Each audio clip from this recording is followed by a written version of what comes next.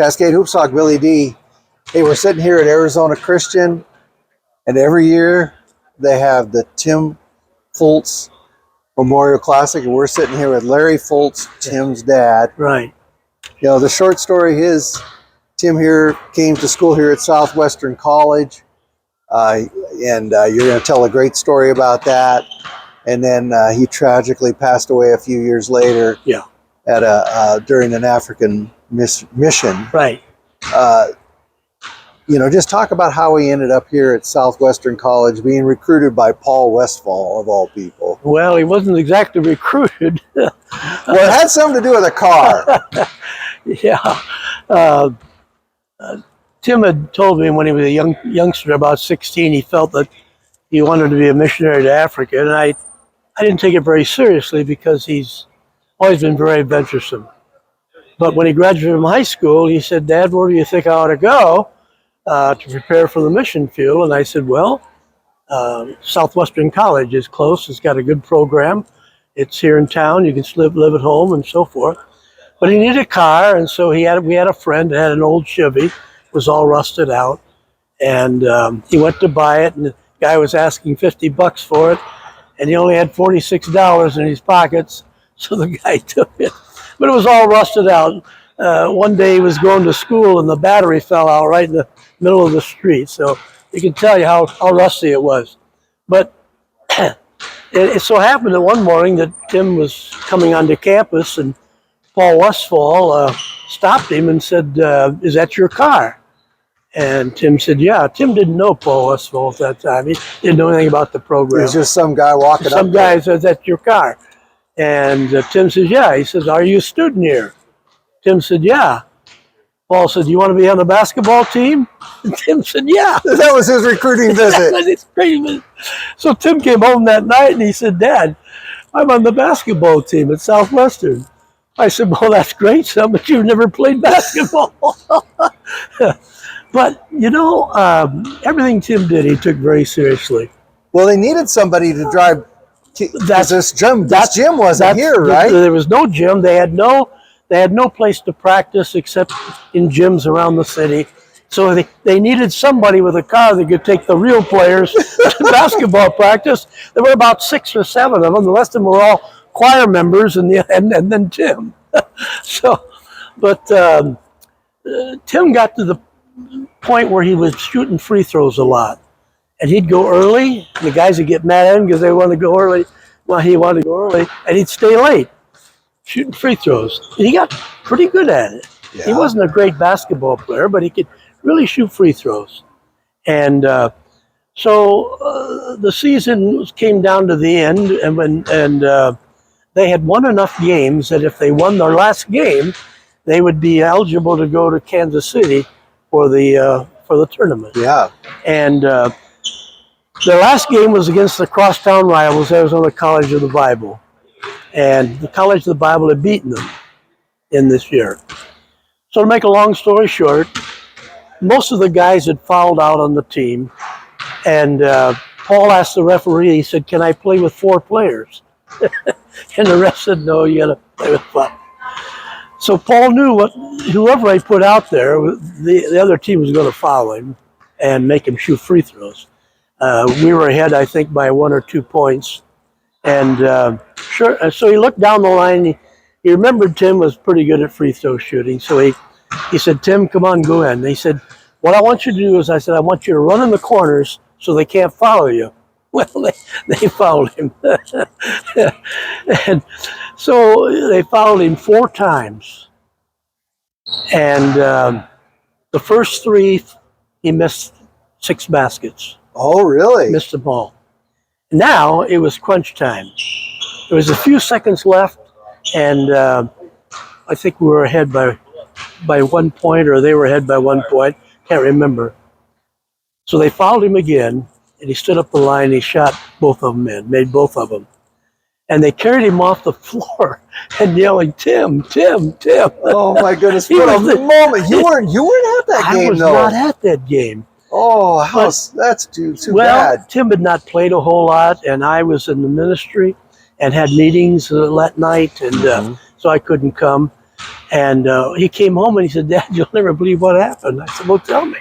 He said, I shot 2 free throws and won the game for us, and we're going to go to Kansas City." And he said, "They called my name and chanted my name and carried me off the court." Off the court. So he got to go to Kansas City. What so an he got honor. to go to Kansas City, yeah. So Oh, I'm sorry. he later became a missionary in Africa, and Paul Westfall sent basketballs and shoes and a lot of things over there, so Tim could work out with the guys and put the team together in the Congo.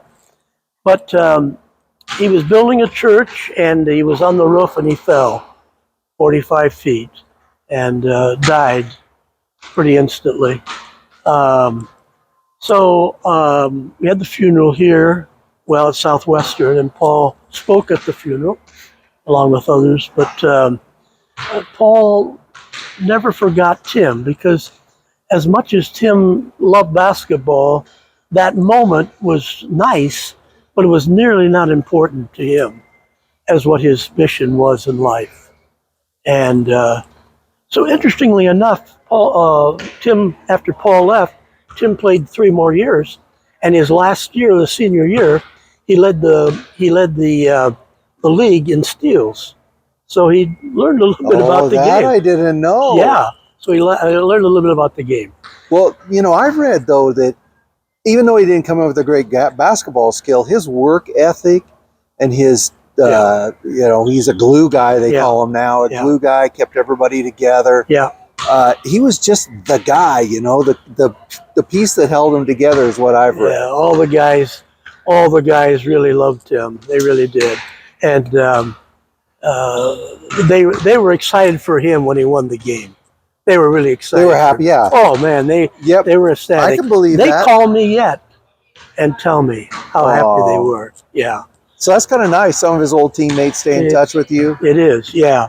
So we decided that to honor Tim, we'd like to start a classic, and I think this is our 15th year of the classic, and it's an invitational classic. 4 teams play, and it kicks off the basketball season. Yeah. For them. I went to Africa,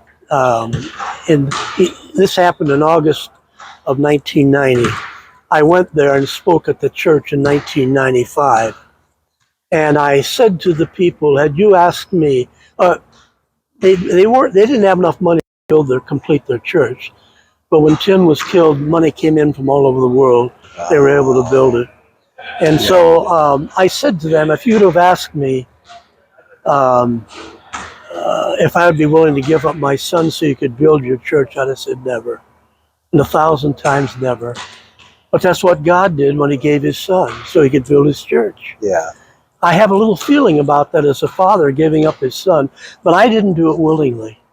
God the Father did. Right, and nor would you, nor any. No.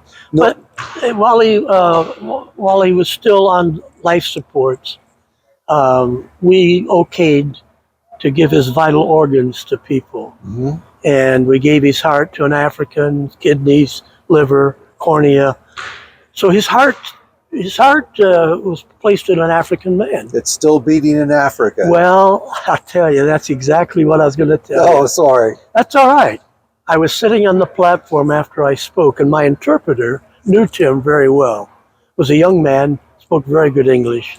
And after I'd spoken, he turned to me and he says, Reverend Fultz, Tim's heart still beats in Africa.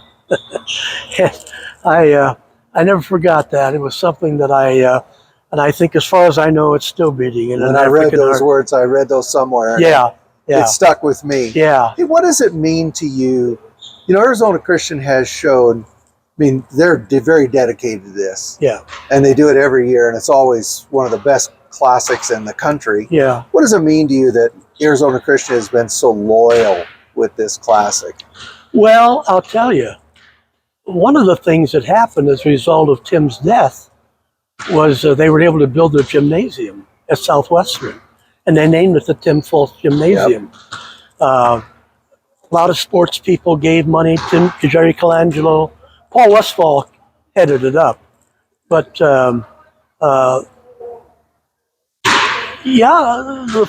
the college has been faithful to Tim, but Tim helped the college too. That's true. Yeah. And helping them build a gymnasium. I got might be a little bit of a hard question. I don't mean it to be, but does it? I couldn't imagine losing a son. Yeah. I couldn't imagine what you went through, Reverend. But does it soften the blow knowing that it occurred when he was doing what he was driven to do? Yeah, it does. It softens the blow that I know he was where he wanted to be. He was doing what he wanted to do. I took a mission trip to El Salvador, and I was kidnapped by guerrillas there. And I was, Oh, wow. I was lying on the jungle floor, and these guys had their Uzis at me, and I thought, well, in just a minute, I'm going to see Tim. Yeah. So this was after Tim this passed. is after Tim passed, yeah. But yes, it did soften the blow a little bit. It was devastating for our family. We had 6 kids, and we were a close family, and it was just really devastating, to be honest with you. But the school has been very supportive, and we've tried to be very supportive of the school. This is one of the ways that we keep Tim alive in our hearts and in our minds, knowing that this event is something that he would love to have participated in. Well, as a guy who follows the NAI as closer than almost anybody you could find, I can tell you that the Fultz Memorial Classic is always one of the biggest tournaments people look forward to. Yeah. This year you have Arizona Christian, the Masters, 2 perennial powers, Oregon Tech, a long-time powerhouse, and Corbin out of the Cascade as well. It's going to be great basketball here. You're going to be here this weekend. I'm going to be here. You a big basketball fan? Oh, I played basketball in high school and college. Yeah, tell us where you played at college. Bethel Pilots, my friend. And we beat Oregon Tech in 1998. Yeah, Steve Draven coaches out there right now. Yeah. He's a great guy. It's a great school. Yeah, it is. But I played on the very first team. I helped lay the floor in the gymnasium. Really? Absolutely. I played on the very first What a great Bethel honor. Pilots team, yeah. And They have a great tradition there. we had a great tradition. Our rivals was Grace, Taylor, Huntington, Anderson. Yeah. Yeah. Yeah. So those were our big rivals. But yes, I had a wonderful career. But you were raised in Elkhart. I was raised in Elkhart, Indiana. I'm a little Hoosier guy, and basketball was my So life. of course you're a basketball That was fan. my life. I just got back from Indiana. Did you? I was out to Taylor, Yeah. out to Huntington, Yeah. and Grace. Okay. Yeah. So Yep. So you know, you were right in my heartbeat of my. I've been to Bethel a couple of times.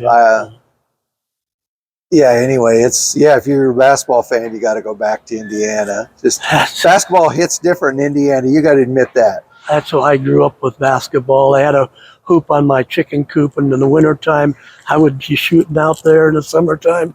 Oh, Yeah. Yeah. That's the Hoosier country is about basketball. Yeah. We had in Elkhart, we had the biggest high school gym in the world at one time. Really? Yeah. They're all huge back there, aren't they? Northside Gymnasium held about 7,000 people. Wow. It was big gymnasium. All the tournaments. And we didn't have classes in those days.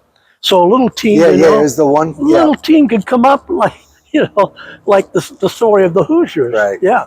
So a little team could come up and beat a big team. And so it was really a lot of fun. A lot of good basketball memories. Well, Reverend, I really appreciate you sharing the story with us. Thank you so much for that. Thank you. You bet. It's a great story, although very, very sad ending.